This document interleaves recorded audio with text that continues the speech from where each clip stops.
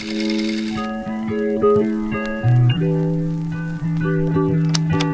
the year 1969, a young engineer named Bill Fabry introduced the first form of the body positivity movement, as he took to others the problem he had with how society treated obese and overweight people.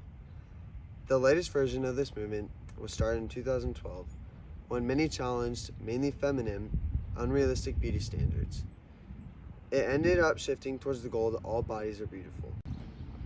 We cannot ignore the unhealthy consequences that have expanded since this movement's popularity has taken over. So just one question remains.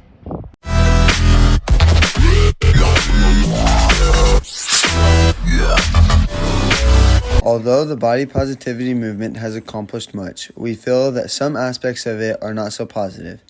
The idea that you can be as unhealthy as you want and still be comfortable with oneself does not address the side effects that have been proven to come from living this unhealthy lifestyle.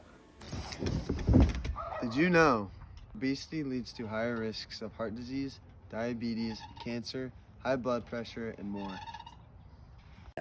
In your profession, how have you seen the body positivity movement shape and change children? Body positivity should be a good thing. We should be proud of who we are. We should be able to work towards who we are and who we want to become. Like a lot of things, unfortunately, when taken to the extreme, it becomes more difficult. In my profession as a pediatrician, health and growth are very important. This is something that I get to review every day with growth charts, with the patients and with their parents. It's become more difficult to have a direct conversation with the patients about their weight, about their size. The children are very cognizant of how they look and of their body. And oftentimes it makes it really difficult because the parents actually don't want to talk about the growth, about their child being overweight or even underweight. They want to try and focus on just the positives and not really the big issue that is there in the room. I have to remind them very frequently as we look at these growth charts that kids can be big and they can be healthy, and they can be small and they can be healthy. What really matters is kind of what we're doing with our body and how we're working on it. And that's why, again, it's been kind of a sensitive subject. It has to be approached very delicately and in a different way with each child. And this is why, in the end, I have to challenge all in the room to exercise for at least 30 minutes every day, including the parents. It really has to be kind of a team activity to stay healthy. But again, the direct conversation about size oftentimes has to be avoided and has to be discussed in kind of a roundabout way, which is possible and is doable. It's just something that we need to do. And that's where I think the positivity has become more difficult, is because it limits how we can say things. It limits how we can talk about it.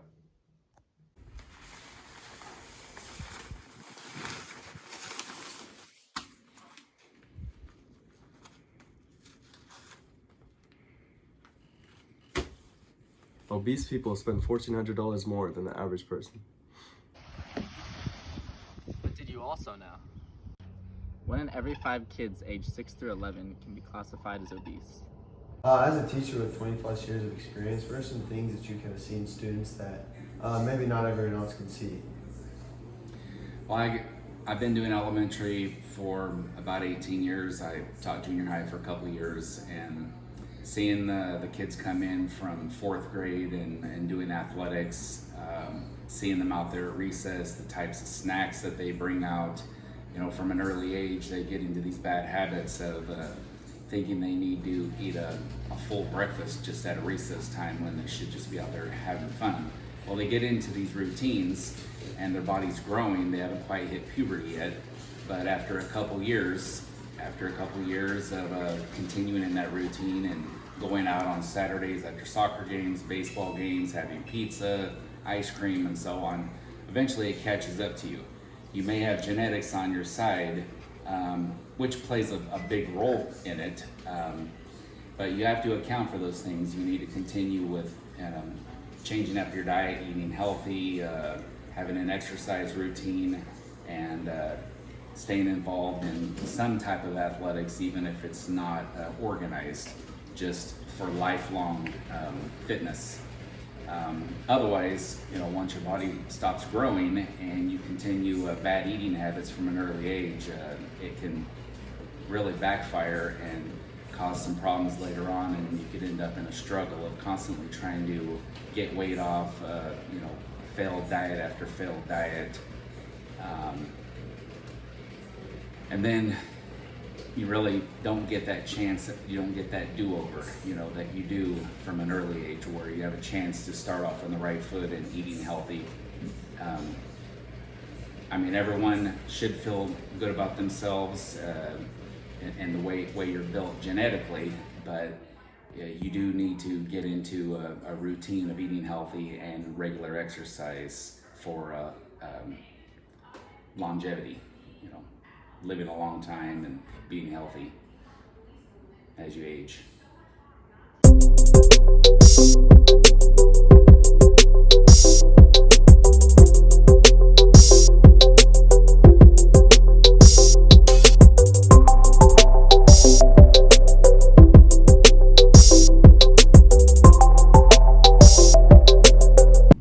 What are the benefits of exercise and how do these prevent health risks? Exercise is beneficial not only for weight loss but for heart health, keeping your hormonal level in balance, the release of endorphins, which reduces your stress and your anxiety, helps you sleep better, just keeps your body overall more healthy and maintained. And then also, can we use statistics such as BMI and weight to tell if one is unhealthy? No. BMI is so outdated. It does not take into account a person's body frame. It doesn't take into account their muscle mass versus their fat mass. It just looks at height and weight. So very outdated. Is there a limit in which one's weight starts to cause harm? I think it depends on the individual person. There's some people that can weigh more and have a higher muscle mass than fat mass, and they're going to be healthy. And there's some people that are very athletic that are very heavy.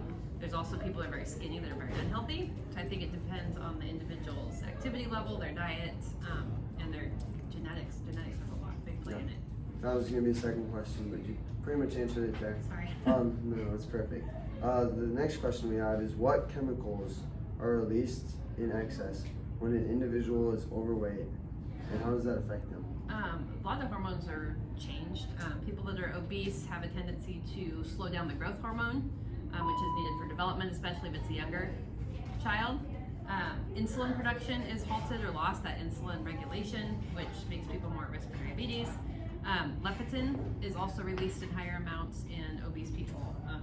All those things, their cholesterol can go up, especially the bad cholesterol, increased heart risk, a lot of diseases and hormones that come out with obesity. Perfect. Thank you. You're welcome.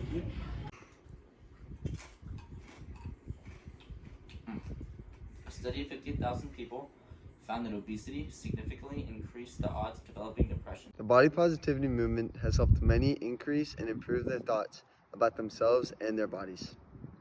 Unfortunately, when taken to the extreme, many break and create unhealthy habits, which in turn causes them to gain weight and leads to obesity.